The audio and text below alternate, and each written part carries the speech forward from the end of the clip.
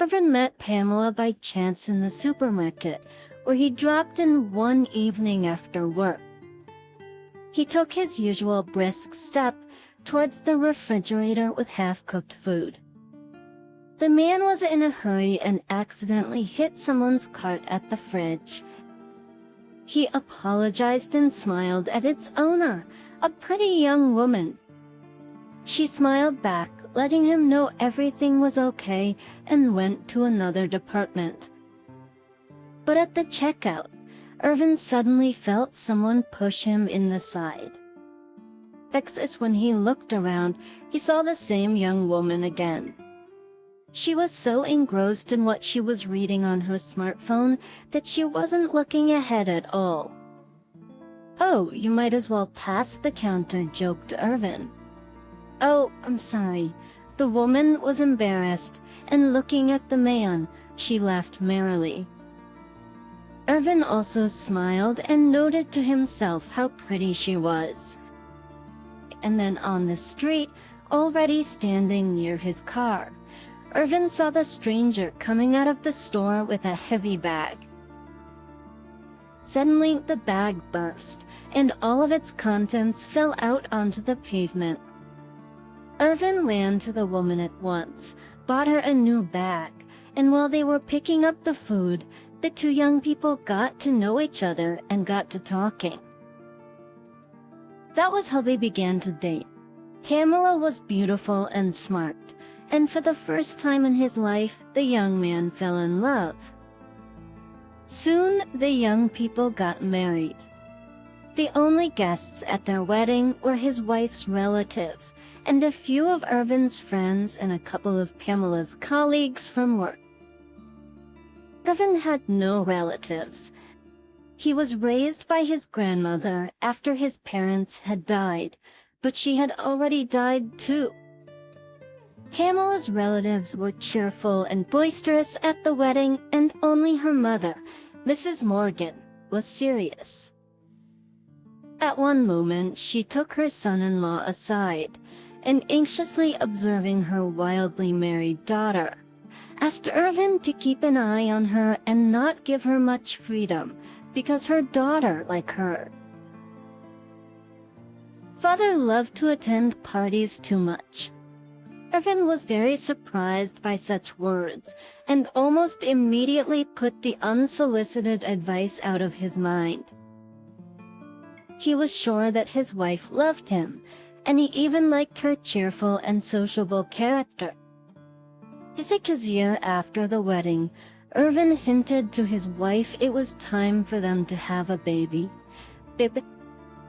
In fact, Pamela did not want to think about it, but did not show it. Meanwhile, Irvin was happy.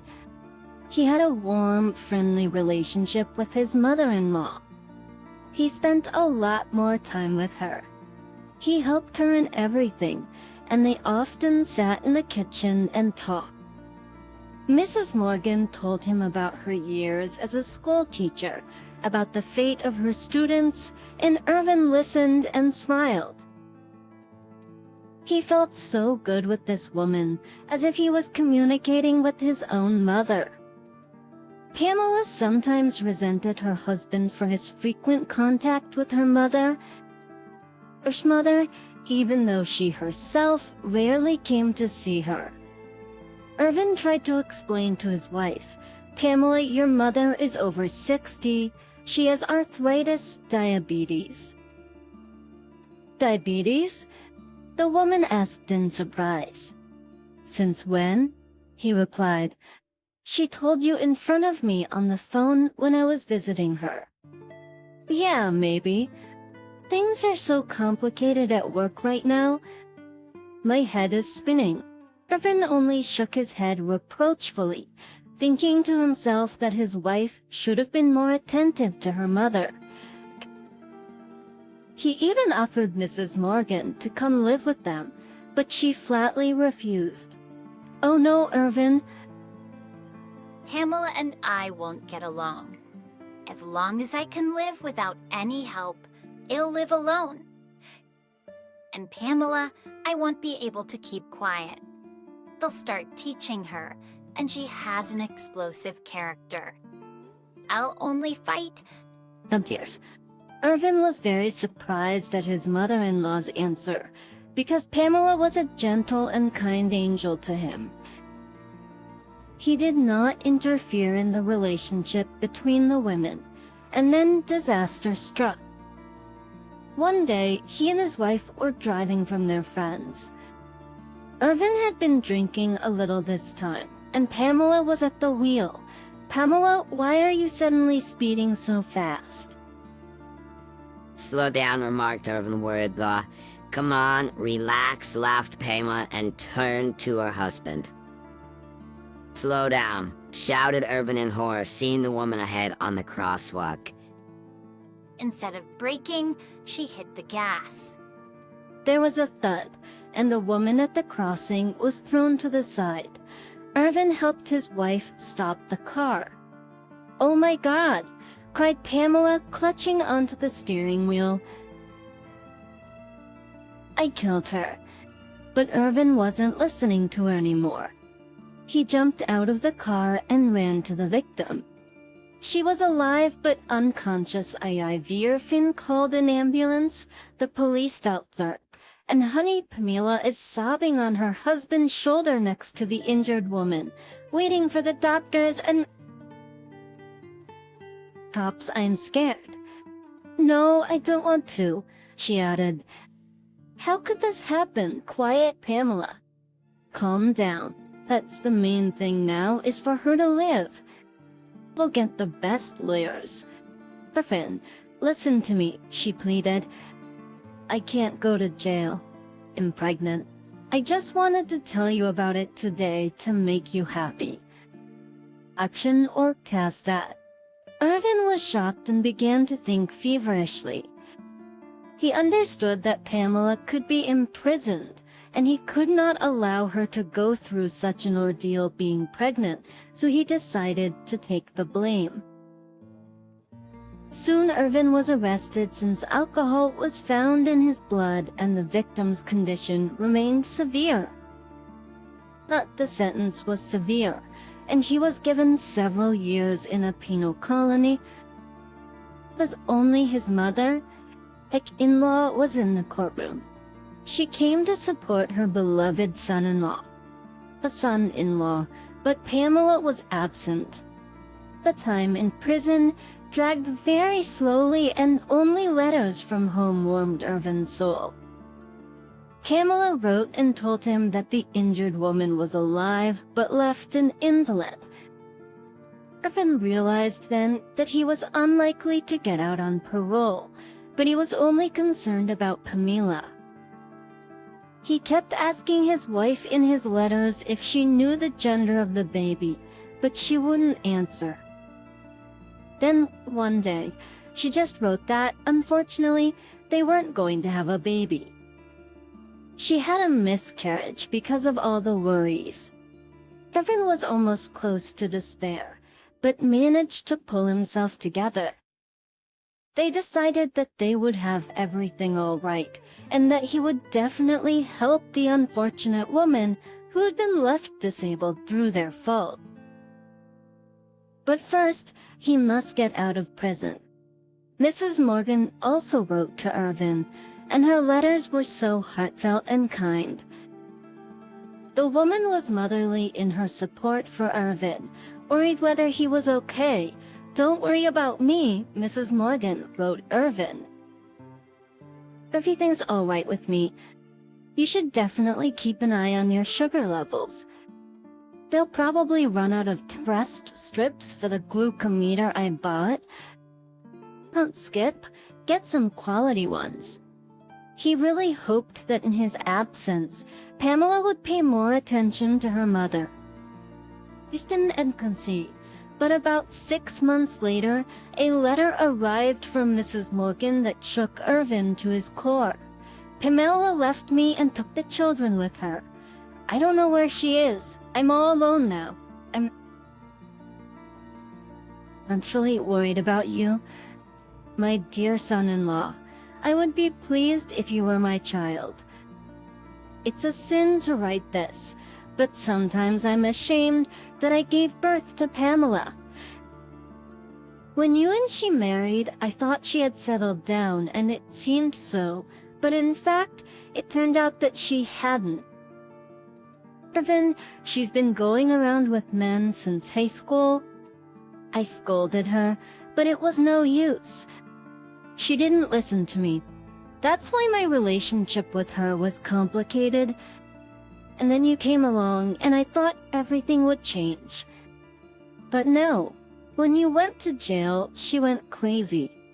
Different men came to see her. I don't want to keep quiet about it anymore.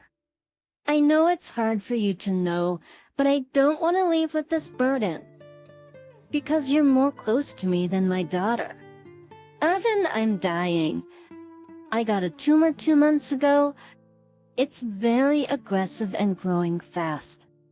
But anyway, the doctors can't do anything.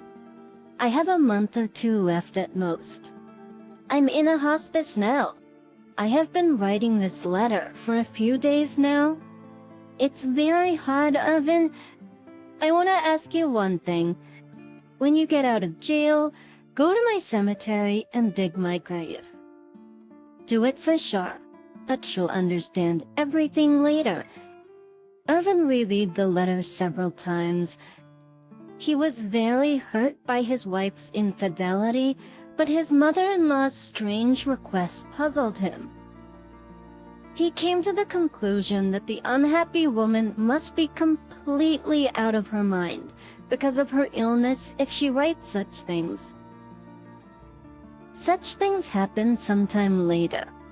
Irvin was summoned by the head of the colony and told that new circumstances had emerged in his case, and it was being sent for reconsideration. It turned out that the injured woman came to her senses and remembered that there was a woman at the wheel.